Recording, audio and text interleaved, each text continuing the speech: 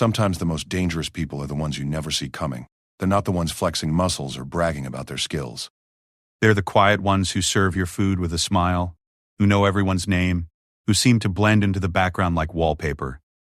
But when hell breaks loose and bullets start flying, that's when you discover that the person flipping pancakes in the morning might just be the one who saves your life when the sun goes down.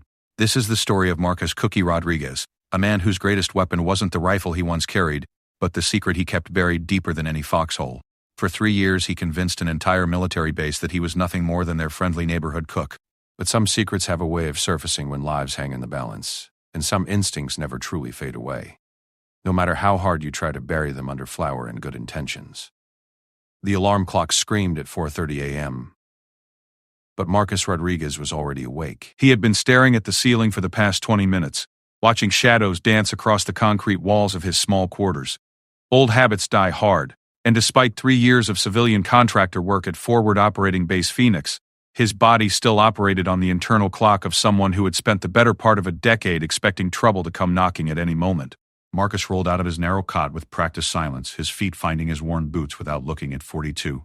His body carried the accumulated weight of too many missions and too many close calls, but he moved with the fluid economy of someone who had learned that wasted motion could mean the difference between coming home and coming home in a box. The face that stared back at him from the small mirror above his sink was unremarkable. Brown eyes, graying temples, a scar along his jawline that most people assumed came from a kitchen accident. He had never bothered to correct that assumption. The walk to the mess hall took him through the pre-dawn quiet of the base. Phoenix was a mid-sized operation, housing about 800 personnel in the middle of what the brass liked to call a moderate threat environment. That was military speak for a place where people shot at you regularly, but not quite regularly enough to merit the hazard pay that came with the really dangerous assignments. Marcus knew the layout of every building, every blind spot, every potential choke point and escape route. It was information he told himself he no longer needed, but old instincts were like old friends. They showed up whether you wanted them or not. The mess hall was his domain, and had been for 3 years. When he had first applied for the civilian contractor position, the hiring manager had looked at his resume with obvious confusion. "Says here you were in the Navy," the man had said, squinting at the paperwork. "But most of your experience is classified." "What kind of cook were you?" "The kind that made sure people ate," Marcus had replied, which was technically true. He just hadn't mentioned that people often meant a 6-man team hiding in hostile territory, and eating sometimes meant sharing an MRE while watching for enemy patrols through a sniper scope. The kitchen was industrial and efficient, designed to feed hundreds of hungry soldiers 3 times a day. Marcus moved through the prep work with the same methodical precision that had once made him one of the most effective operators in SEAL Team 6. Eggs cracked in perfect rhythm, bacon sizzled at exactly the right temperature, and coffee brewed to the precise strength that kept tired soldiers alert without giving them the jitters. His hands worked automatically while his mind wandered, as it often did during these quiet morning hours.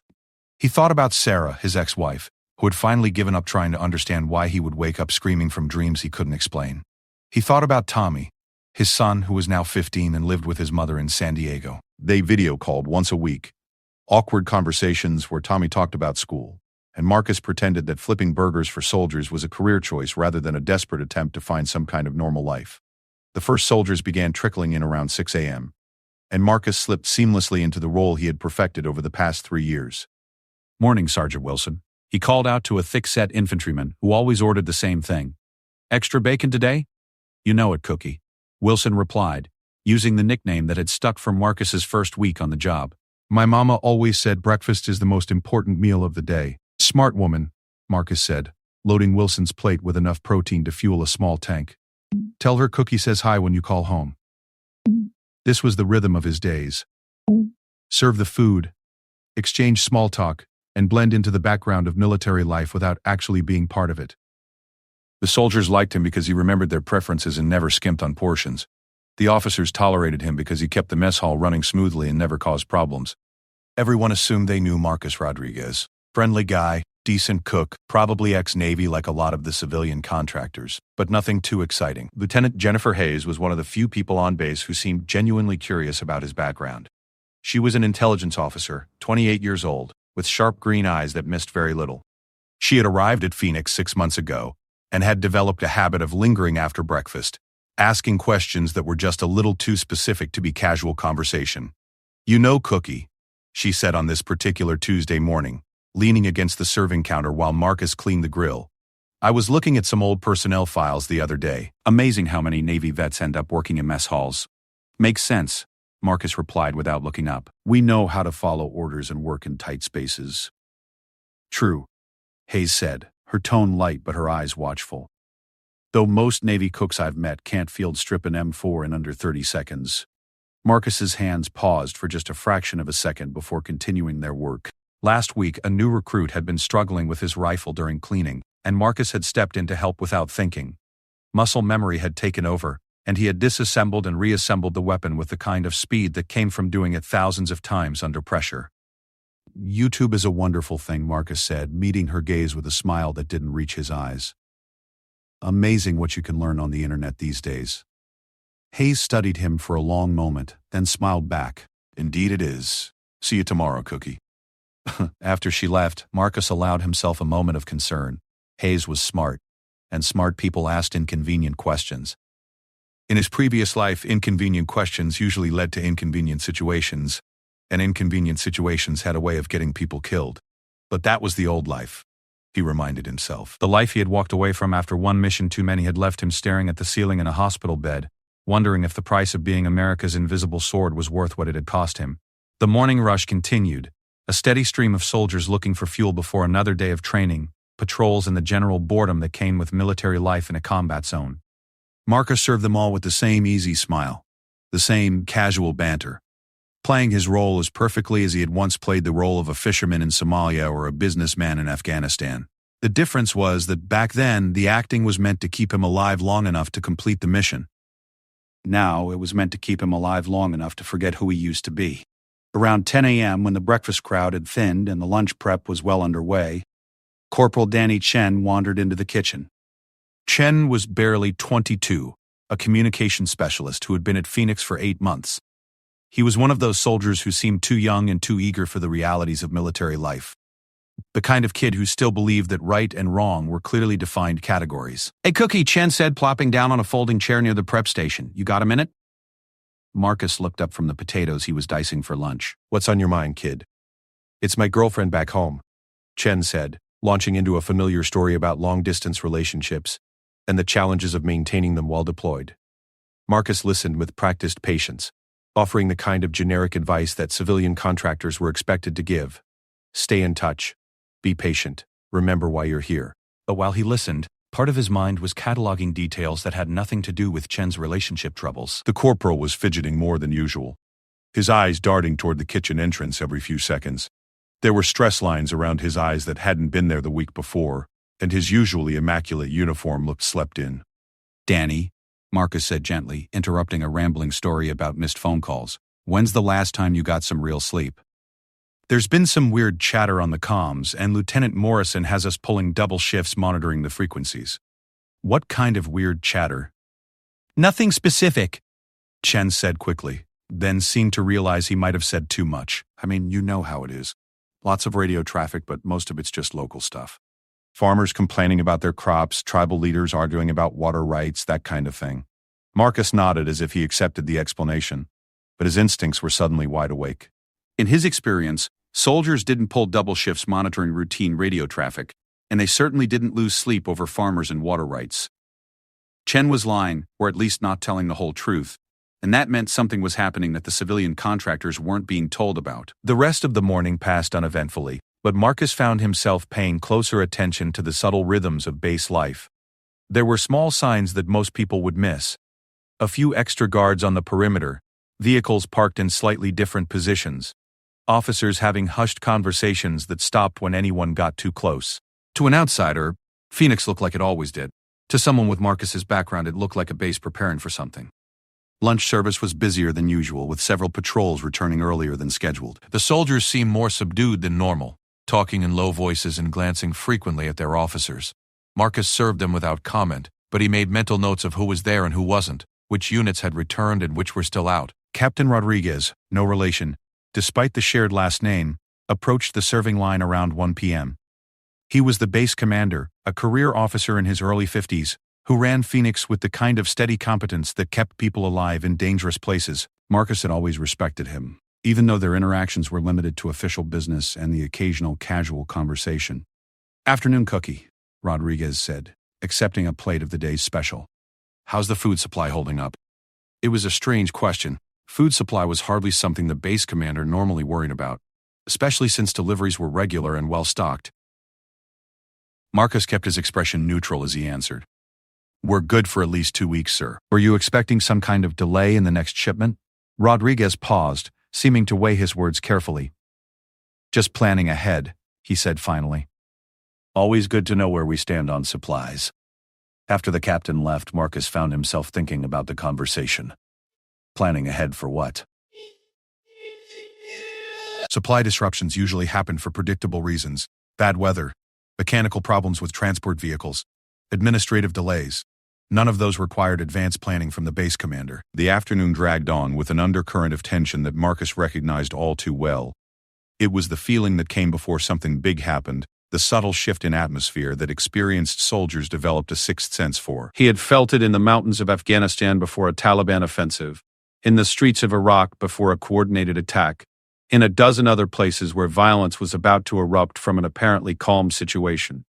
As evening approached and dinner service began, Marcus made a decision that went against every instinct he had developed over the past 3 years. Instead of staying in his lane and focusing on his job, he started asking questions. "Busy day?" he asked Sergeant Martinez, a squad leader who usually had plenty to say about everything. "Yeah, you could say that," Martinez replied, but without his usual chattiness. He took his food and found a table without making eye contact. "How's the new guy working out?" Marcus asked Private Jackson, referring to a recent addition to the base security team. "Which new guy?" Jackson replied, seeming genuinely confused. "We haven't had any new personnel in weeks." But Marcus had seen the new guy, or at least someone he didn't recognize, near the communications building that morning. Someone in unmarked fatigues who moved like military but didn't seem to belong to any of the regular units on base. By the time dinner service ended, and Marcus began cleaning up for the night, he had collected enough fragments of information to paint a disturbing picture: increased security, disrupted communications, early patrol returns, mysterious personnel, and officers who are asking questions about supply levels and making plans they weren't sharing with the civilian staff. In his previous life, Marcus would have already been preparing for multiple contingencies, checking weapons and escape routes, establishing emergency protocols with his team. But he wasn't that person anymore. He was just a cook. And cooks weren't supposed to notice patterns or ask inconvenient questions, or prepare for scenarios that went beyond making sure there were enough eggs for tomorrow's breakfast. As he locked up the mess hall and walked back to his quarters, Marcus told himself that he was overreacting. Phoenix was a well-defended base with experienced personnel and excellent security protocols. Whatever was happening, the real soldiers would handle it. His job was to stay in his lane and keep serving food. But as he lay in his narrow bunk that night, staring at the familiar ceiling and listening to the sounds of the base settling down for sleep, Marcus couldn't shake the feeling that his carefully constructed new life was about to collide with the old one in ways he wasn't prepared for. The last coherent thought he had before finally drifting off to sleep was wondering if 3 years was long enough to forget how to be someone he had spent 2 decades becoming. By tomorrow night, he would have his answer. Marcus woke to the sound of explosions. His body reacted before his mind fully processed what was happening. 3 years of civilian life vanished in an instant as muscle memory took over. He rolled off the cot, grabbed his boots, and was dressed and moving toward the door, within 15 seconds of opening his eyes. The familiar weight of adrenaline flooded his system, sharpening his senses and clearing away the fog of sleep.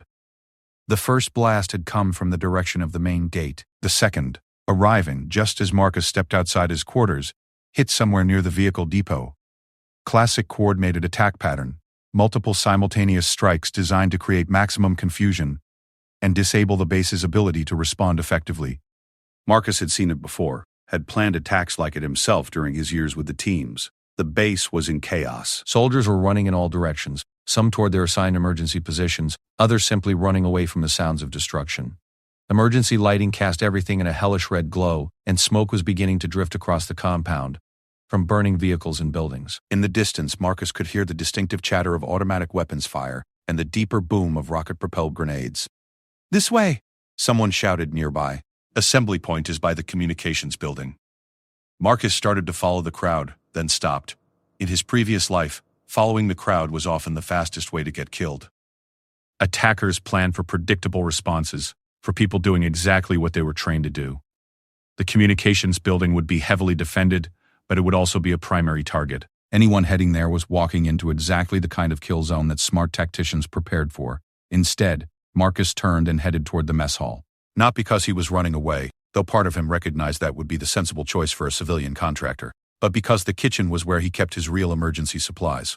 The building was empty and dark, but Marcus moved through it without needing light. He went straight to the large refrigeration unit in the back corner, moved aside a rack of stored vegetables, and pressed on a section of the metal wall that looked identical to every other section. A hidden panel swung open, revealing a waterproof case that hadn't been disturbed in 3 years. Inside were the tools of his former trade, a tactical knife with a 7-inch blade, perfectly balanced and sharp enough to cut through bone. A compact pistol with 3 full magazines of ammunition. Night vision goggles. A small radio with encrypted frequency capability. Body armor that could stop most rifle rounds. And, wrapped in oiled cloth like a religious relic, the weapon that had been his constant companion through 24 missions across 3 continents. A customized M4 carbine with a shortened barrel, and enough modifications to make it uniquely his. Marcus stared at the contents of the case for a long moment.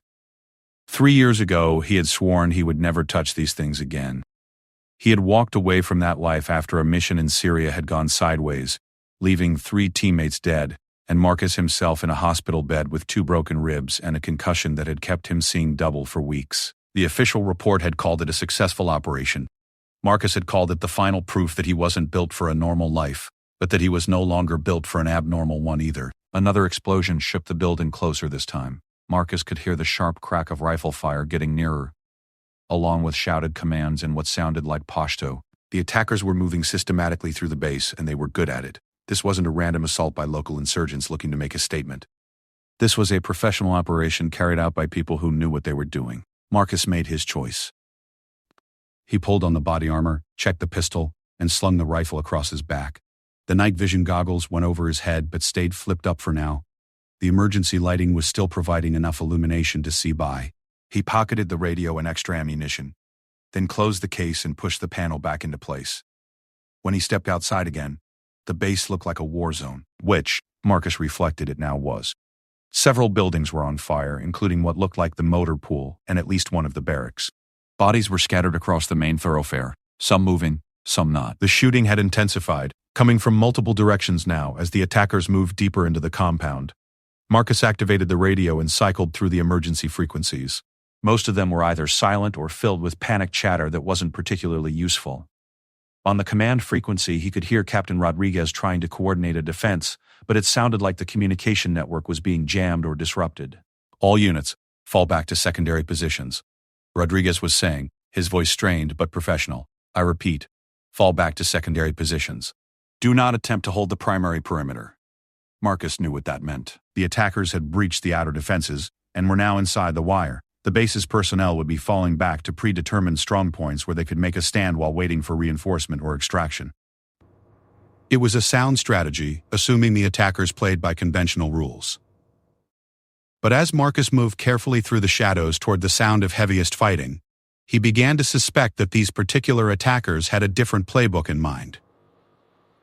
The first bodies he encountered were near the armory, and what he saw there confirmed his worst suspicions. The soldiers hadn't just been killed. They had been executed, with single shots to the head, after being wounded. Their weapons and ammunition had been taken, but their personal effects had been left untouched. This wasn't about robbery or sending a political message. This was about eliminating the base's defensive capability as quickly and efficiently as possible. Marcus found cover behind a concrete barrier and used his night vision to scan the area ahead. 3 figures in dark clothing were moving between the buildings with military precision, communicating through hand signals rather than radio chatter. They moved like special forces, which meant this attack was significantly more serious than a typical insurgent raid.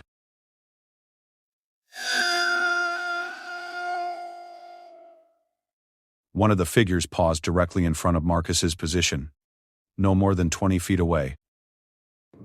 Through the night vision, Marcus could see that he was young, maybe early 20s, with the kind of lean build that came from extensive physical training. He was carrying an assault rifle that looked like a modified AK-74, and he wore equipment that was military grade but not standard issue for any army Marcus recognized. The young man was methodically checking each body he passed, apparently making sure no one was faking death or could provide useful intelligence. When he reached a wounded soldier who was still moving weakly, he raised his rifle without hesitation. Marcus moved without conscious thought.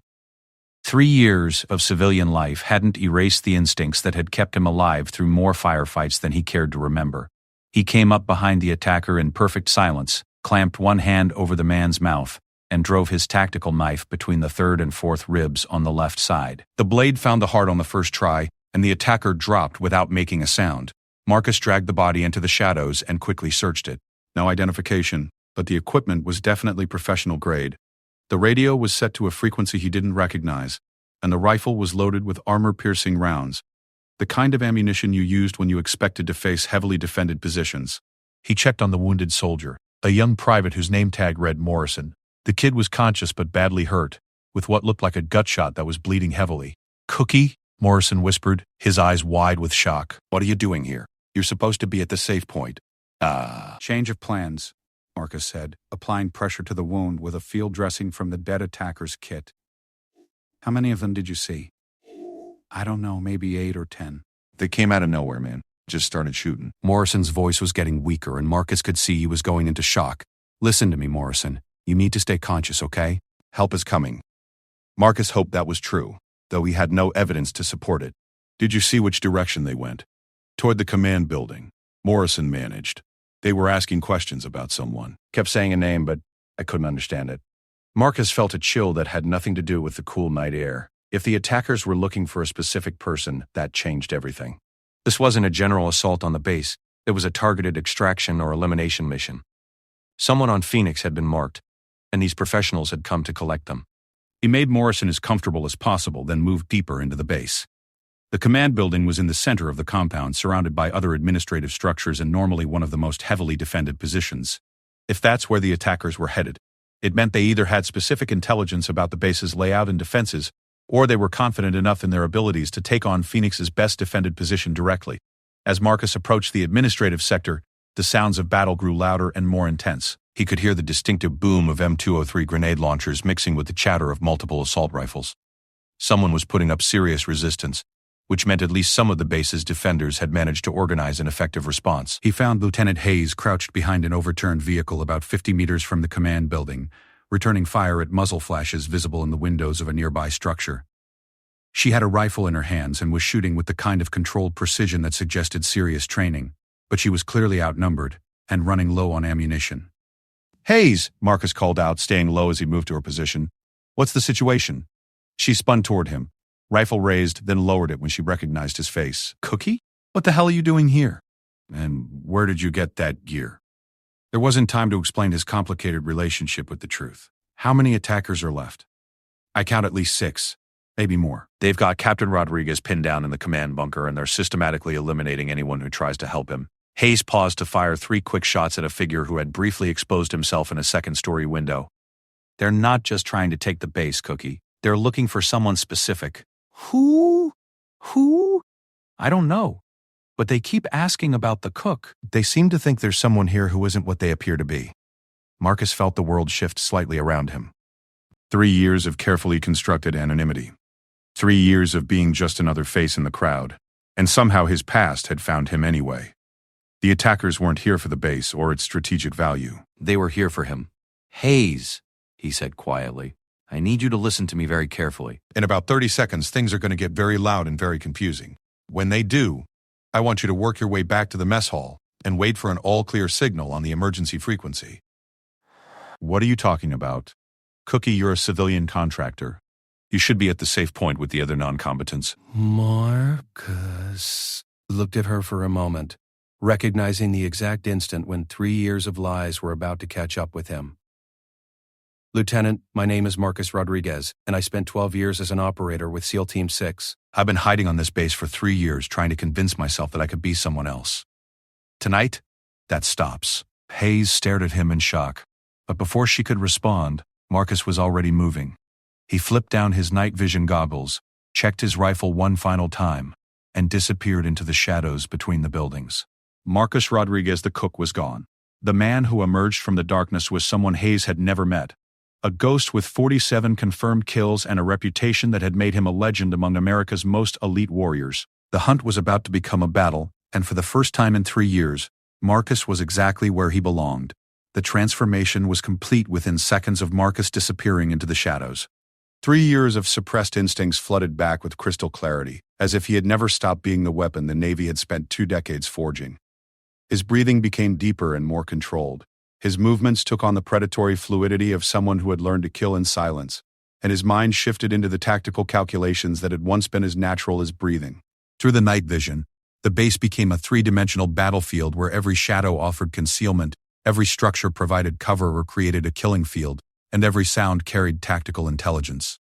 Marcus could hear the attackers moving through the administrative sector with professional coordination, but he could also detect the subtle tells that revealed their positions, their timing, and their intended movements.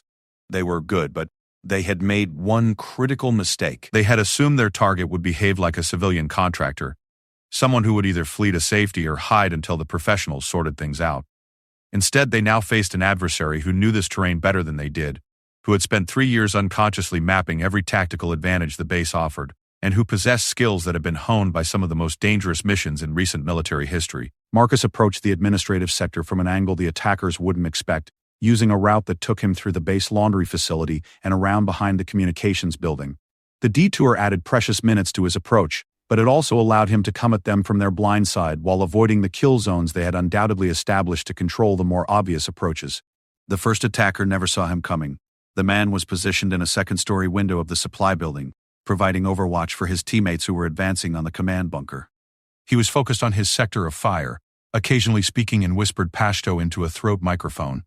Marcus scaled the outside wall of the building with a kind of fluid silence that came from years of practice, slipped through a window 3 rooms away from the sniper's position, and moved through the darkened building like smoke. The kill was quick and professional. Marcus approached from behind, clamped his hand over the man's mouth to prevent any outcry, and severed his spinal cord at the base of the skull with a precise thrust of his tactical knife. The attacker died instantly, his finger still on the trigger of his rifle but his brain no longer connected to the muscles that might have pulled it. Marcus took the dead man's radio and listened to the tactical chatter. The attackers were speaking a mixture of Pashto and Arabic, but Marcus understood enough to gather that they were growing frustrated with the resistance they were encountering. Captain Rodriguez and several other defenders had managed to establish a strong defensive position in the command bunker, and the attackers' attempts to storm it directly had been repulsed with casualties. More importantly, Marcus could hear their growing concern about the missing Overwatch position. The dead sniper was supposed to be providing regular situation reports, and his silence was being noted by whoever was coordinating the attack. "Khalid, report your status," a voice said in Arabic accented English. "Khalid, do you copy?" Marcus keyed the radio and responded in the dead man's place, using the few words of Pashto he remembered and keeping his transmission brief. "Position secure. No movement." It bought him a few more minutes, but not many. Professional operators developed a sixth sense about when something was wrong, and whoever was leading this attack would soon realize that they had lost an asset. Marcus moved to the window where the sniper had been positioned and used the scope on the dead man's rifle to survey the tactical situation. Through the night vision scope, he could see at least 5 more attackers positioned around the command bunker. They had established interlocking fields of fire that would make any direct approach suicidal, and they were methodically working to eliminate the defensive positions that Captain Rodriguez's team had established. But Marcus also saw something that the attackers might not have noticed. There was a storm drain that ran underneath the administrative sector, part of the base's flood management system. The entrance was concealed behind a maintenance shed about 40 meters from Marcus's current position, and if he remembered correctly, it connected to a series of utility tunnels that ran directly underneath the command bunker. Getting there would require crossing open ground under the observation of at least 3 enemy positions. In his previous life, Marcus would have had a team to provide covering fire and distraction. Tonight, he had only his skills and the element of surprise that came from being someone the attackers didn't know existed. Marcus gathered the equipment he could use from the dead sniper extra ammunition, a fragmentation grenade, and a small explosive charge that looked like it was intended for breaching doors. He left the rifle, since his own weapon was better suited for close-quarters combat, and prepared to move. The approach to the storm drain required a combination of stealth and speed that pushed the limits of what was tactically possible. Marcus moved in short rushes, using every bit of cover the terrain offered and timing his movements to coincide with the sounds of gunfire that would mask any noise he made. Twice he had to freeze in place as attackers swept the area with their weapons, and once he came within arm's reach of a sentry who was focused on watching the wrong direction. The storm drain entrance was exactly where he remembered it, concealed behind a metal grate that was secured with a simple padlock. Marcus cut through the lock with his knife, lifted the grate carefully to avoid making noise, and dropped into the drainage tunnel below. The tunnel was cramped and dark, but it was also exactly what Marcus needed. He moved through the underground system by feel and memory, navigating by the sound of the battle above, and his recollection of the base's layout. The tunnel system was more extensive than he had expected, with branches that led to different sections of the administrative area and maintenance accesses that opened directly into several buildings. After what felt like hours but was probably only minutes, Marcus found the access point he was looking for. A ladder led up to a maintenance hatch that, according to his mental map of the base, should open directly into the basement of the command building. The hatch was locked from above, but the explosive charge he had taken from the dead sniper made short work of the securing mechanism. Marcus waited for a particularly intense exchange of gunfire overhead, then detonated the charge and climbed quickly into the basement of the command bunker. The basement was dark and appeared empty, but Marcus could hear voices and movement from the floors above. The command bunker had been built to withstand direct assault, with reinforced walls and multiple defensive positions, but had never been designed to resist attack from within its own basement. Marcus found the stairway that led to the main floor and began his ascent. Each step was calculated and silent, each pause timed to avoid detection by the defenders above who were focused on the external threat. At the top of the stairs he found a heavy door that opened into the main command center. Through a small window in the door, Marcus could see Captain Rodriguez and 3 other soldiers maintaining defensive positions at windows and doorways that faced outward toward the attacking force. They were focused entirely on the external threat, which meant Marcus could move among them without being immediately detected as long as he was careful. The problem was that Marcus wasn't entirely sure who in the command bunker might be, friend or foe. The attackers had demonstrated detailed knowledge of the base's layout and defensive procedures, which suggested they had inside intelligence. Someone had provided them with information about the base's routines, personnel, and capabilities. Marcus had to assume that the leak might be someone currently in the command bunker. He opened the door slowly and stepped into the command center with his rifle ready but not raised in a threatening manner. Captain Rodriguez spotted him immediately and spun around with his sidearm drawn. "Identify yourself," Rodriguez barked, his weapon trained on Marcus's center mass. "Marcus Rodriguez, civilian contractor," Marcus replied calmly, using the identity he had maintained for 3 years. "I came through the basement to avoid the attackers outside." "How did you get into the basement?" "That area is supposed to be secured. Storm drain access. The attackers don't seem to know about it yet, but they will eventually."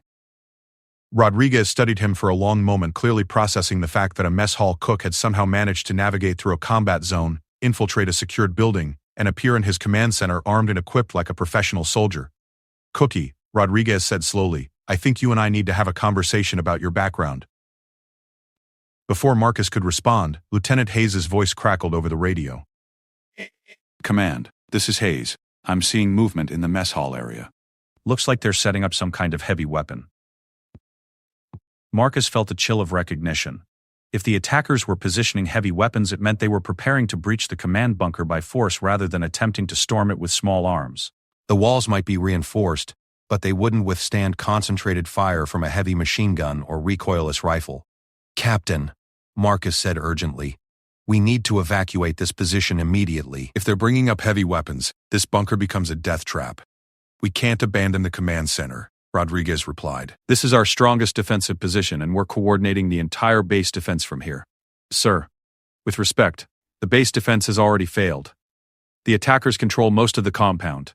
They've eliminated your outer perimeters, and now they're preparing to destroy this building with you inside it.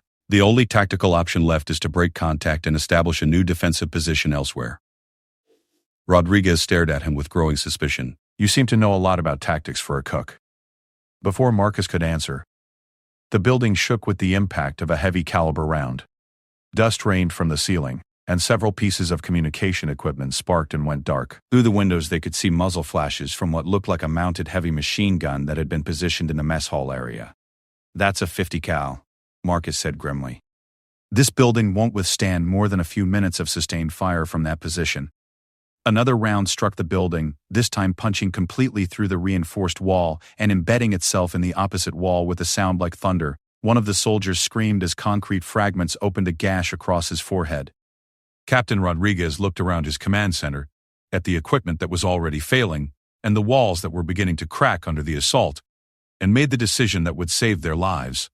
All right, Cookie, he said, ejecting the magazine from his sidearm and slamming in a fresh one. You seem to know what you're talking about. What do you recommend? Marcus moved to the tactical map that dominated one wall of the command center and quickly traced a route with his finger. We evacuate through the basement and use the tunnel system to reach the communications building. It's far enough from their heavy weapon position to be defensible, and it has multiple exit routes if we need to break contact again. What about the rest of the base personnel? Anyone who's still alive is either already captured or has found a place to hide. We can't help them by getting ourselves killed. Rodriguez nodded grimly and began issuing evacuation orders.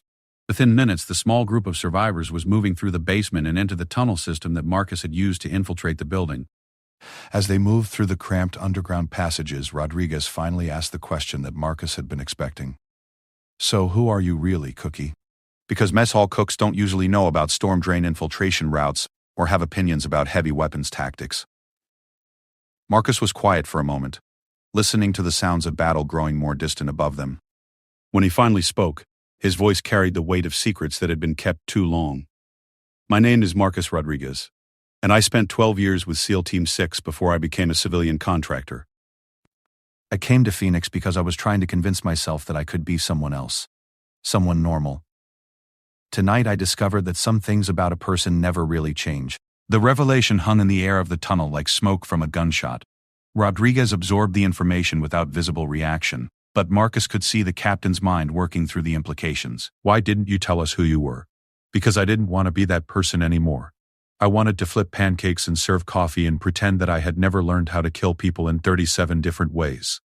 But you couldn't really leave it behind. No, Marcus admitted, I couldn't. And tonight, I'm grateful for that. They reached the communications building without further incident, and Marcus helped establish a defensive perimeter while Rodriguez attempted to re-establish contact with higher command. The base was lost, that much was clear, but they had managed to save several lives and preserve some capability for continued resistance. As dawn began to break over forward operating base Phoenix, Marcus found himself standing in yet another command center, wearing equipment he had hoped never to touch again, surrounded by people who now knew exactly who and what he really was. The carefully constructed fiction of Marcus Rodriguez the cook had been destroyed as thoroughly as the base itself. But for the first time in 3 years, Marcus felt like he was exactly where he belonged. The attackers had been repelled, the survivors had been rallied, and the mission, whatever it ultimately turned out to be, would continue. Lieutenant Hayes approached him as the sun came up, painting the smoke-filled sky in shades of orange and red. So, she said quietly, I guess my instincts about you were right. Marcus looked out at the destruction that surrounded them, at the price that had been paid for his attempt to hide from who he really was, and nodded. Yeah, he said, I guess they were. In the distance, helicopters were approaching with reinforcements and evacuation support. The immediate crisis was over, but Marcus knew that his long experiment in being someone else had come to an end. The question now was who he would choose to be next, and whether the world would give him the luxury of making that choice himself. The cook was gone forever.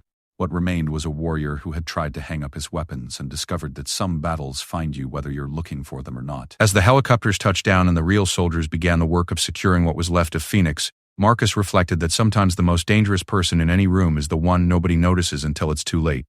He had spent 3 years serving breakfast to people who never suspected they were sitting across from one of America's deadliest weapons. Now, as he helped coordinate the evacuation of the survivors and the investigation into how professional attackers had penetrated a secured military facility, Marcus wondered if he had ever really been hiding from his past, or if he had simply been waiting for it to catch up with him. The answer, he realized, might be both. And for the first time in years, that didn't scare him anymore.